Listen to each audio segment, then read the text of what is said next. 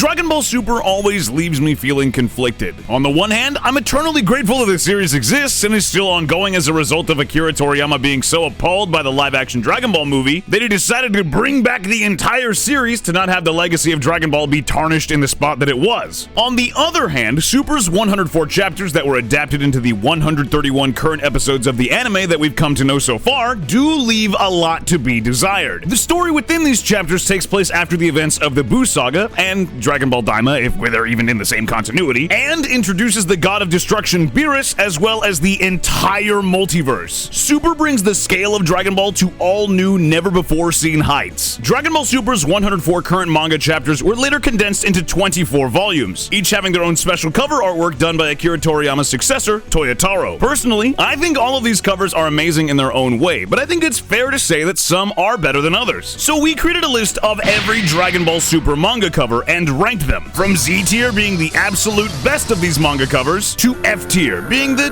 not so great volume covers. Be sure to let us know which of these covers is your favorite, and let's get into it. Starting off, of course, we have Dragon Ball Super Volume 1. Now, the first thing I have to say about any of the Dragon Ball Super volumes is that these artworks are not done by Akira Toriyama himself. They were, I'm sure, supervised over by Akira Toriyama, but they're done by Toyotaro, who is technically the successor mangaka to the entire Dragon Ball series, if you didn't know that. After Akira Toriyama passed on, Toyotaro has been working directly with Akira Toriyama for like, I think decades now, or like at least a decade. Toyotaro is responsible for the majority of the artwork that you see in the manga. He did all of the manga covers, and he's going to be doing anything related to Dragon Ball in the future when any new projects come out. Most of the ideas are either going to have like the original groundwork laid by Akira Toriyama, or they'll be just like Toyotaro's ideas himself. Whenever Dragon Ball Super does come back, I'm excited to see what he does. 2047 is going to be a movie, but we will all be patiently waiting until then. But for now, we've got the covers that we've got right now, and there's 24 of them currently. There were 26 in Dragon Ball Z. I think there were 16 in original Dragon Ball, and then there's 24 for Dragon Ball Super. And of course, Volume 1, it has that like classic nostalgic Dragon Ball feeling. It's very, very similar to what we see with Volume 1 with the original Dragon Ball manga, except this one is adult Goku. He's wearing his Whiski with no undershirt. He's got like his little Capsule Corporation boots on that are kind of similar to what Trunks wears, and then of course Goku's on top of Shenron just like he is in the very first Dragon Ball manga cover that we looked at. This one secures a very easy Z tier for me because it's literally like a parallel to the very first Dragon Ball manga, and this being like the current ongoing Dragon Ball series, it's kind of nice to see that there's those parallels there. So for me, no doubt it is a Z tier. And then we have Dragon Ball Super Volume 2. In this cover we have Hit predominantly featured. He's like the main guy, and he's like popping out of the actual panel, and he's like taking up this full space. You have Kaba, and then you have a bunch of the other Universe 6 fighters,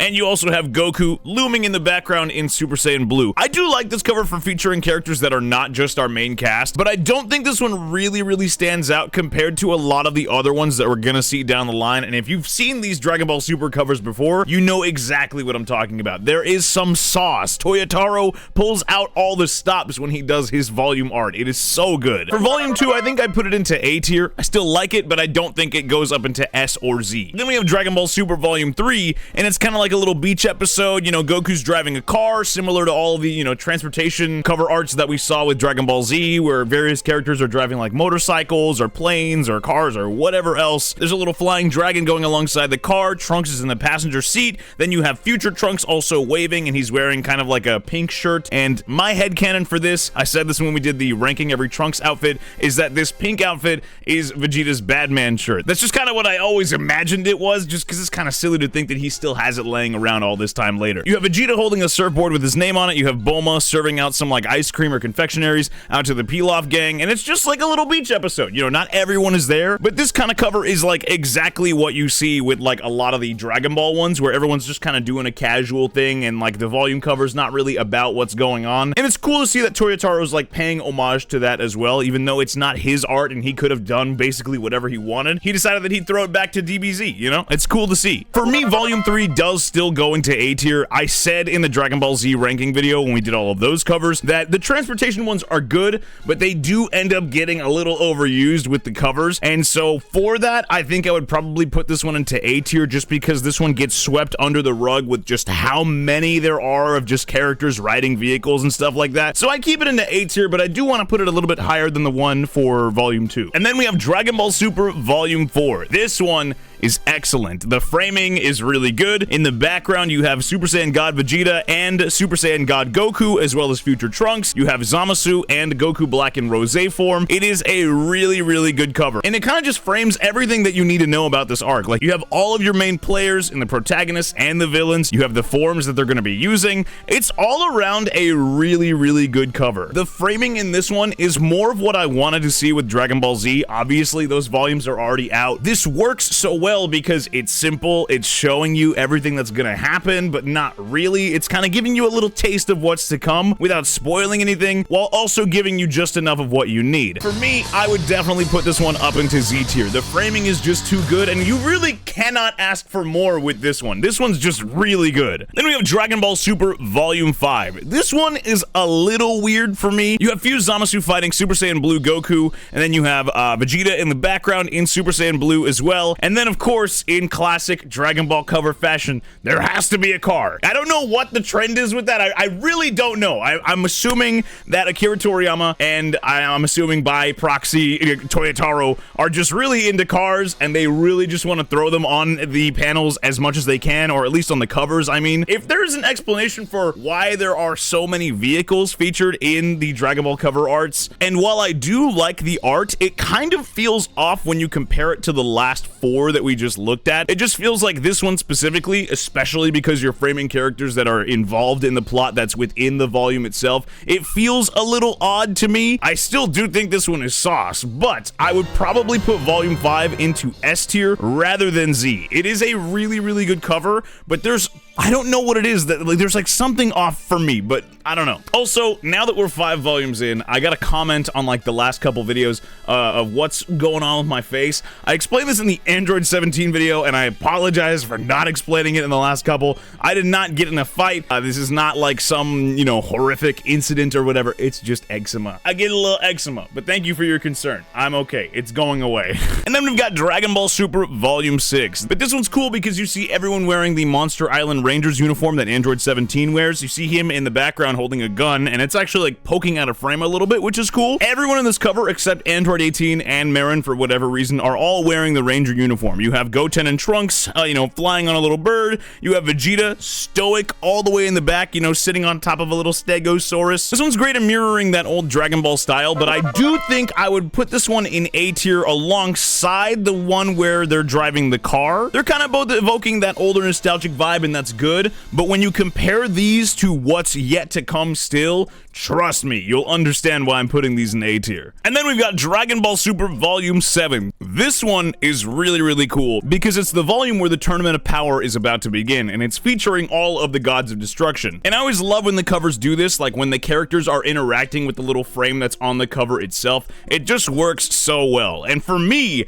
this one, without a doubt, goes up into S tier. I don't think it goes into Z. It is, as always, cool to see, you know, not our main cast being featured on the cover, and this one is really, really good. I don't think it quite creeps up into Z, but it is a very sauced cover. And then we have Dragon Ball Super Volume 8. This cover reminds me a lot of Dragon Ball Z Volume 5, where Bulma's riding like a similar scooter thing, but this one's obviously not taking place on Namek. You got Goku riding a little scooter thing, you got Krillin on the back, and then everybody else is on a little carousel wheel. And this one's really nice because you really don't see a whole lot of covers with Goku and Krillin kind of like sharing an experience. Like, you see them paired up on some of the manga covers in OGDB, but it's cool to see them having fun together and like a little, I don't know, like they're featured together. They're both doing the activity together. For this cover, and it like very, very prominently featuring Krillin and Goku, I'm gonna put this one up into S, but it's like a little bit lower S. I don't think it's quite as good as the other stuff that's in S, but I don't think it deserves to be in A. So it's like a low S and might be the lowest S in this entire bracket. it, but we'll see. And then we have Dragon Ball Super Volume 9. This one has the same effect that I was talking about in Volume 5, where like you have two prominent characters and it is really sauce,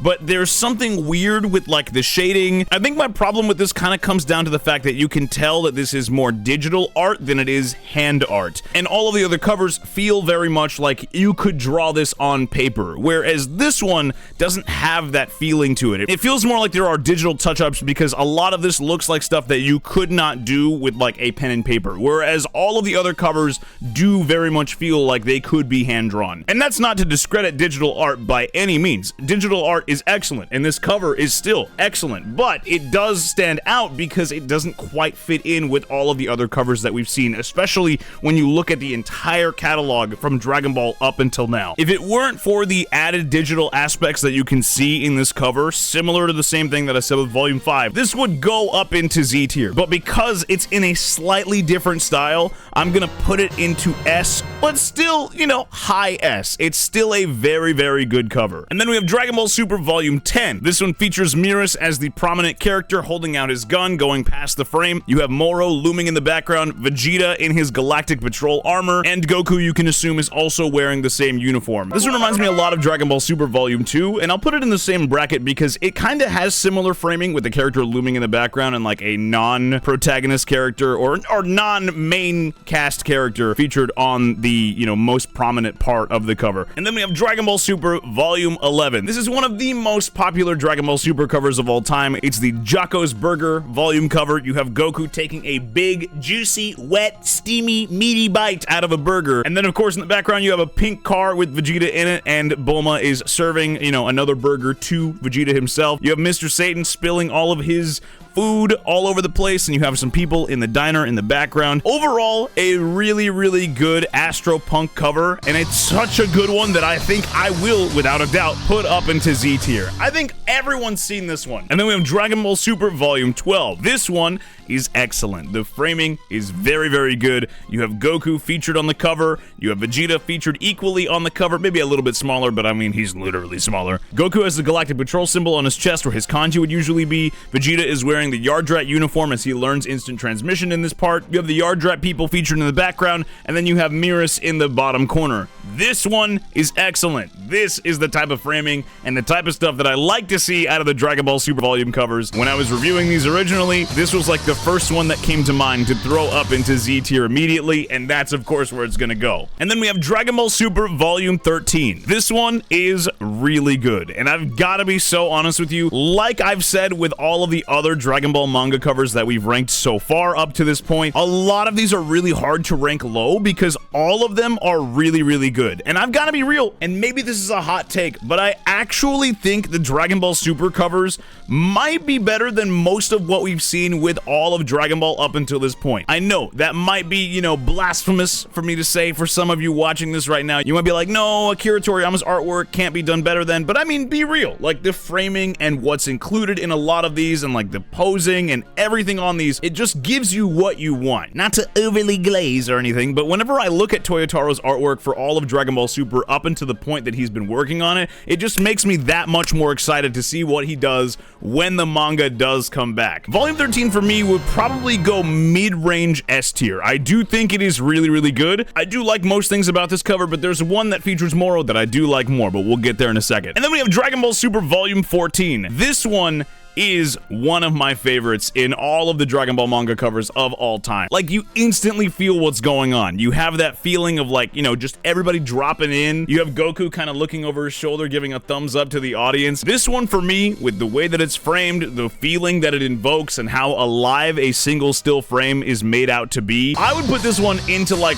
probably like the second most high Z tier I can give on this list. And then we have Dragon Ball Volume 15. This one feels very alive. It's got that same Toyotaro style art that I was talking about before, but it does a very, very good job of feeling like an active fight. The whole breaking out of the frame element here is really well done too. I would put this one up into Z tier easily. And then we have Dragon Ball Super Volume 16. This one features both Goku and Vegeta in their base forms, and you also have Granola. This is the first iteration that we see of Granola on any of the manga covers. It's very reminiscent of Volume 4 for me, but it's not quite as dynamic as that one is, because in that one, you have the antagonist in the forefront and the protagonist kind of sliced in the background to show how dire the situation is, because the protagonists are clearly outmatched in Volume 4 to their antagonists. This cover gives you everything you need to understand what's going on in the volume. I just don't like it as much as the ones that we have in Z tier, so I would put it into S, but still, S tier is still a heater. And then we have Volume 17. Now this one is cool, but I think that it kind of gets bogged down just a little bit by deciding to feature the heater family, but then also include Goku, Vegeta, and Granola at the bottom. It kind of makes the whole thing a little messy, and it kind of just feels like they're tacked on and they're not really prominent. They don't really get like the attention that they deserve, and I don't even think that they need to be on there. I just think that this cover should have just been the heater family, in my opinion. I'm not an artist, so I don't know what I'm talking about anyway, but in my opinion, it would have been cleaner if it were just the heater family. And for that, I actually think I would give this one probably a B tier. I think I'm very neutral on this cover compared to all of the other ones. I still think it's decent, but like, I don't hate it at the same time, you know what I mean? And then we have Dragon Ball Super Volume 18. This one is fantastic. It features Bardock in some excellent lighting, and it actually makes use of that newer Toyotaro style that I was talking about without it being like super weird and overwhelming, and like it doesn't feel like it stands out super hard compared to the other covers, even though it is, like I said, in another art style. I think it definitely deserves to go up into Z tier. I think it's crazy that Bardock is featured on a volume cover. And then we have Dragon Ball Super Volume 19. This one is great, and let me tell you why. I'm sure a lot of you know already, but it's featuring Goku and his family.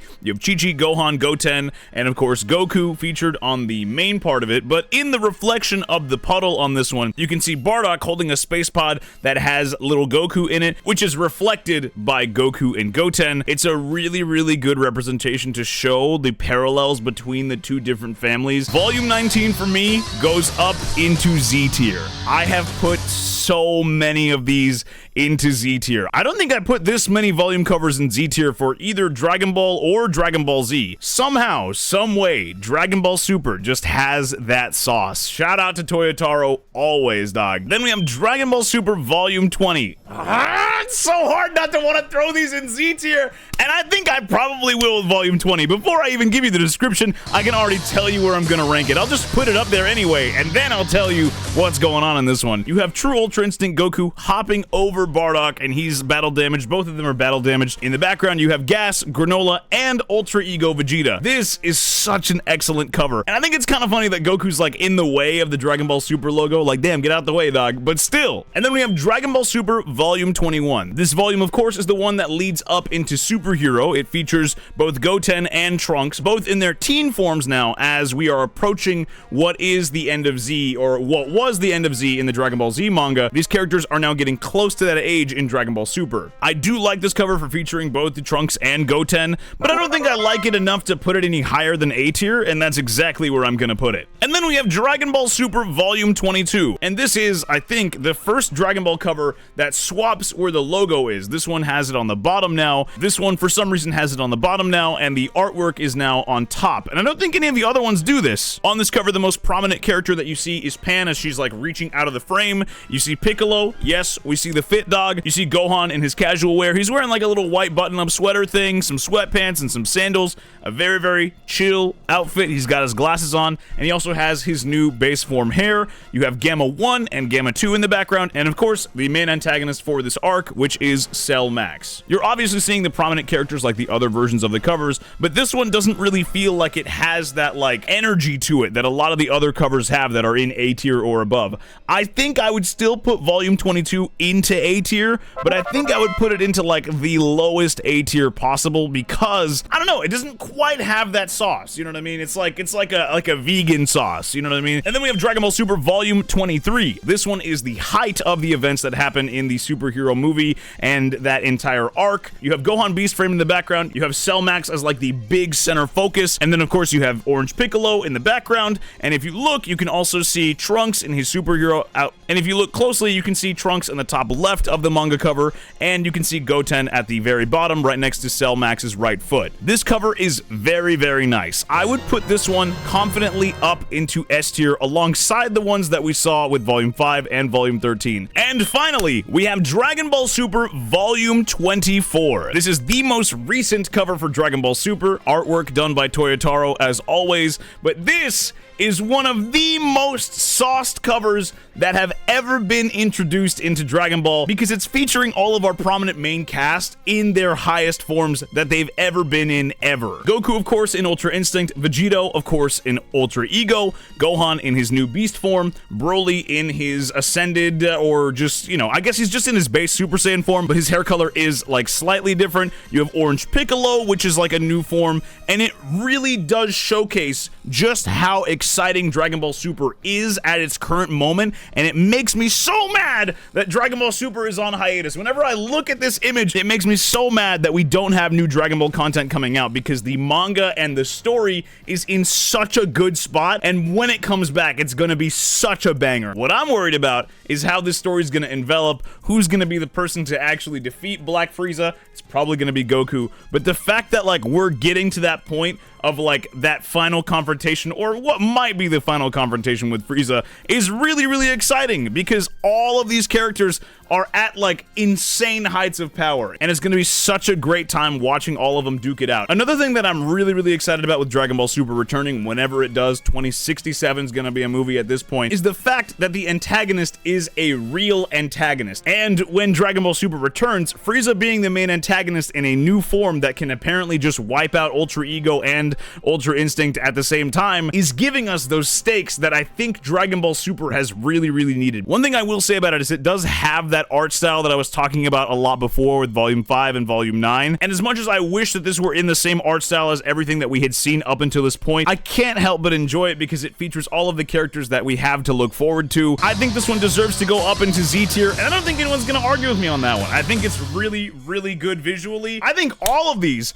are fantastic visually. Like, all of the Dragon Ball Super covers are just really, really well done, and I gotta give Toyotaro his flowers, dog. I am so excited to see what he does with the series. And with that being said, that is every Dragon Ball Super manga cover ranked from Z tier all the way down to B tier, because there was nothing below B tier, similar to what we saw with the Dragon Ball covers and the Dragon Ball Z covers. If you have not seen those videos, you should definitely go check them out. As always, let me know what you would change about my list. Let me know how you would rank these covers. Be sure to like and subscribe if you want more of these tier lists. Let me know what other things you want me to rank. And with that being said, thank you so much for watching. Hey, thanks for watching till the end of the video. Just wanted to give a quick shout out to all of this month's patrons. I really do appreciate your continued support. If you're looking for more content from me, you can always check out our second channel, Retrora Live. Hope to see you over there, and I'll see you next time.